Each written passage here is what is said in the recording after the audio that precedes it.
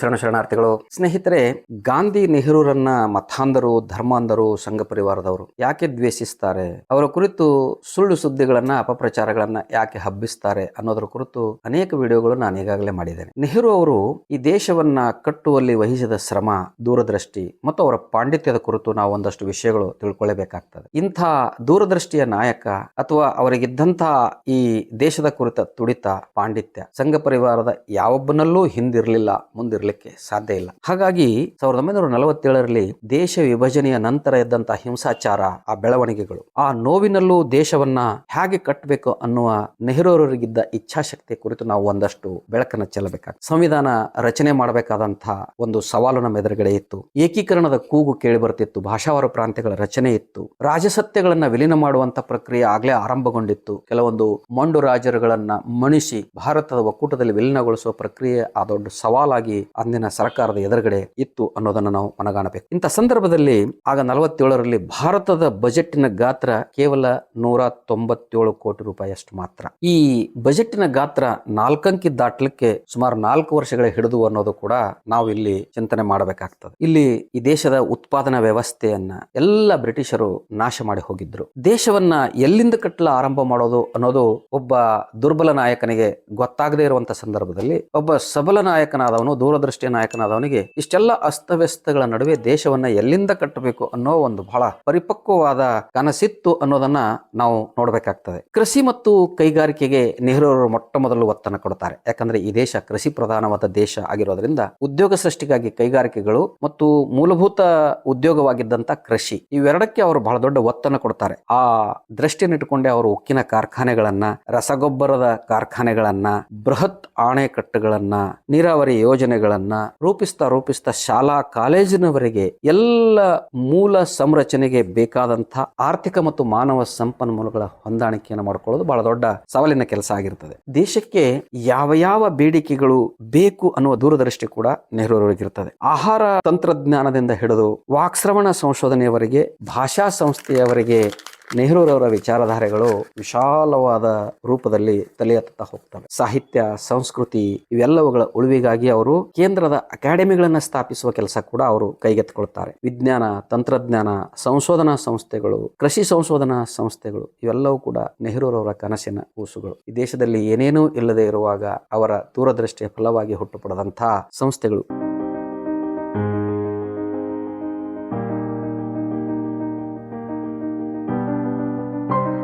ನೆಹರೂರವರಿಗೆ ಸವಾಲುಗಳು, ಸಂಕಷ್ಟಗಳು, ಸಮಸ್ಯೆಗಳು ಇದ್ದಾಗೂ ಅವರ ಮಾಡಿದ ಕೆಲಸಗಳ ಪಟ್ಟಿ ಬಹಳ ದೊಡ್ಡದಾಗಿ ಬೆಳೀತಾ ಹೋಗ್ತದೆ. ಅವರಿಗೆ ಇರತಕ್ಕಂಥ ಇನ್ನೊಂದು ದೂರದೃಷ್ಟಿ ಅಂತಂದ್ರೆ ಪ್ರಜಾಸತ್ತಾತ್ಮಕ ಮೌಲ್ಯಗಳ ಕುರಿತು ಇರತಕ್ಕಂಥ ಪ್ರಜ್ಞಾಶೀಲತೆ. ಪ್ರತಿ 15 ದಿನಕ್ಕೊಮ್ಮೆ ಅವರು ಪ್ರತಿಯೊಂದು ರಾಜ್ಯದ ಮುಖ್ಯಮಂತ್ರಿಗಳಿಗೆ ಪತ್ರವನ್ನ ಬರೆದು ಪತ್ರ ವ್ಯವಹಾರ ಇಟ್ಕೊಳ್ತಾರ. ಅವರು ಇದು ಈ ಮುಖ್ಯಮಂತ್ರಿಗಳ ಜೊತೆಗೆ ಪ್ರಧಾನಿಯೊಬ್ಬರು ಬರೆಯುತ್ತಿದ್ದ ಪತ್ರಗಳು ಅದೊಂದು ದೇಶ ಕಟ್ಟುವ ಸೂಚಿಯಾಗಿ ನಮಗೆ ಮಾರ್ಪಾಡಾಗ್ತದೆ ಅನ್ನೋದನ್ನು ನಾವಿಲ್ಲಿ ಮರಿಬಾರದು. ಆದರೆ ತನಗೆ ಪರ್ಯಾಯ ನಾಯಕರಿಲ್ಲ ಅನ್ನುವ ಒಂದು ವಿಷಯದ ತಿಳುವಳಿಕೆ ನೆಹರೂರವರಿಗೆ ಇತ್ತು. ಆ ಕಾರಣದಾಗಿ ಅವರು ತಮ್ಮ ಅಗಾಧವಾದ ಪಾಂಡಿತ್ಯ, ದೂರದೃಷ್ಟಿಯ ಹೊರತಾಗಿಯೂ ಕೂಡ ಒಂದಷ್ಟು ದೌರ್ಬಲ್ಯಗಳನ್ನು ಕೂಡ ಹೊಂದಿದ್ರು. ಆ ಮೂಲಕ ಕೆಲವು ತಪ್ಪುಗಳು ಕೂಡ ಅವರು ಮಾಡಿದ್ರು ಅನ್ನೋದನ್ನ ನಾವು ಮರಿಬಾರದು. ಏಕೆಂದ್ರೆ ಅವರು ಎಸಗಿದಂತಹ ಒಂದಷ್ಟು ಸಣ್ಣ ಪುಟ್ಟ ಪ್ರಮಾದಗಳು ಆ ಕಾಲದ ಆಯ್ಕೆಗಳಾಗಿದ್ದು ಅನ್ನೋದು ಕೂಡ ನಾವು ಮರಿಬಾರದು. ಈ ಜಾಗತಿಕ ಮಟ್ಟದಲ್ಲಿ ನಡೆದಂತಹ ಗಲಾಟೆಗಳು, ಗ್ರೂಪಿಸಂಗಳು, ಗುಂಪುಗಾರಿಕೆಗಳ ನಡುವೆಯೂ ಕೂಡ ಅವರು ಅಲಿಪ್ತ ನೀತಿಯನ್ನ ಅಡಾಪ್ಟ್ ಮಾಡ್ಕೊಳ್ತಾರೆ. ಬಹಳ ವಿಶೇಷವಾಗಿ ನಾವಿಲ್ಲಿ ಗುರುತಿಸಬೇಕು. ಇವತ್ತಿನ ದಿನ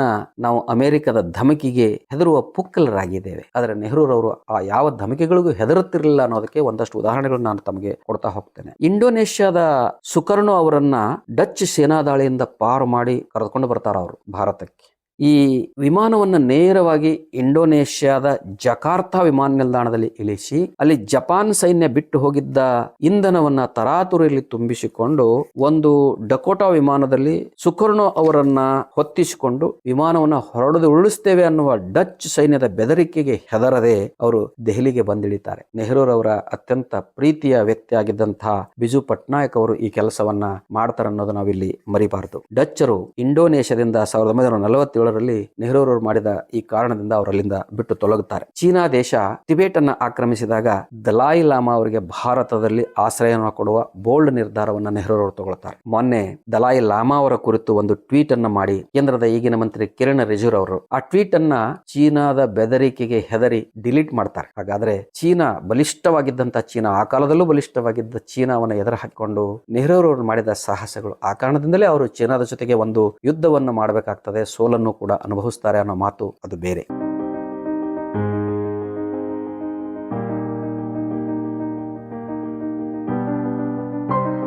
ನೆಹರೂರವರ ಇನ್ನೊಂದು ಮಹತ್ವದ ಕಾರ್ಯವನ್ನು ನಾವು ಇಲ್ಲಿ ನೆನೆಸಬೇಕು. ಅವರು ತಮ್ಮ ಮಿಲಿಟರಿ ದಾಳಿಯ ಮೂಲಕ ಗೋವಾ ವಿಮೋಚನೆಯನ್ನು ಮಾಡ್ತಾರೆ. ಗೋವಾ ಒಂದು ಸಣ್ಣ ಪ್ರದೇಶ ಆಗಿದ್ರು ಕೂಡ ಇದರಲ್ಲಿ 30+ ಪೋರ್ಚುಗೀಸ್ ಸೈನಿಕರು ಸತ್ತು ಹೋಗಿ 4500 ಸೈನಿಕರು ಪೋರ್ಚುಗೀಸ್ ಸೈನಿಕರು ಸೆರೆಯಾದಂತಹ ಸಂದರ್ಭ ಇದು. ಇಲ್ಲಿ ಈ ಸಂಘ ಪರಿವಾರದ ಕೋಮುವಾದಿಗಳು ಹೈದರಾಬಾದ್ ನಿಜಾಮನಿಂದ ಹೈದರಾಬಾದನ ವಿಮೋಚನೆ ಮಾಡಿದ್ದು ವೈಭವೀಕರಿಸದಂತೆ ಗೋವಾ ವಿಮೋಚನೆ ಕುರಿತು ಮಾತನಾಡೋದೇ ಇಲ್ಲ. ನೆಹರೂರವರು ಸೈನಿಕ ಕಾರ್ಯಾಚರಣೆಯ ಮೂಲಕವೇ ಗೋವಾವನ್ನು ವಿಮೋಚನೆ ಮಾಡಿದ್ದು ಕೂಡ ಬಹಳ ಮಹತ್ವಪೂರ್ಣವಾದ ಸಂಗತಿ ಅನ್ನೋದನ್ನ ನಾವು ಇಲ್ಲಿ ಮರಿಬಾರದು. ಇನ್ನು ನೆಹರೂರವರು ಬರೆದಂತ ಕೃತಿಗಳು, ಅದರಲ್ಲಿರ್ತಕ್ಕಂಥ ಅವರ ದಾರ್ಶನಿಕತ್ವ, ಅವರಲ್ಲಿರ್ತಕ್ಕಂಥ ಭಾಷಾ ಪಾಂಡಿತ್ಯ ಮತ್ತು ಈ ದೇಶದ ಬೆಳವಣಿಗೆಗೆ ಅವರಲ್ಲಿ ಇರ್ತಕ್ಕಂಥ ಒಂದು ಒಳನೋಟ ಮತ್ತು ಆ ಪಾಂಡಿತ್ಯ, ಅವರು ಬರೆದದ್ದನ್ನು ಸರಿಯಾಗಿ ಓದಲು ಬರೆದವರು. ನೆಹರು ಅವರು ಬರೆದಷ್ಟನ್ನ ಸರಿಯಾಗಿ ಓದ್ಲಿಕ್ಕೆ ಬರದಾರದಂತಹ ಮತಾಂಧ ಸಂಘ ಪರಿವಾರದವರು ನೆಹರೂರನ್ನ ದ್ವೇಷಿಸೋದು ನೋಡಿದಾಗ ಇವರ ಪಾಂಡಿತ್ಯ ಎಂಥದ್ದು ಅನ್ನೋದು ನಮಗೆ ಗುರುತಾಗ್ತಾ ಹೋಗ್ತದೆ. ಸಾರ್ವಜನಿಕ ಉದ್ಯಮಗಳು, ಉತ್ಪಾದಕ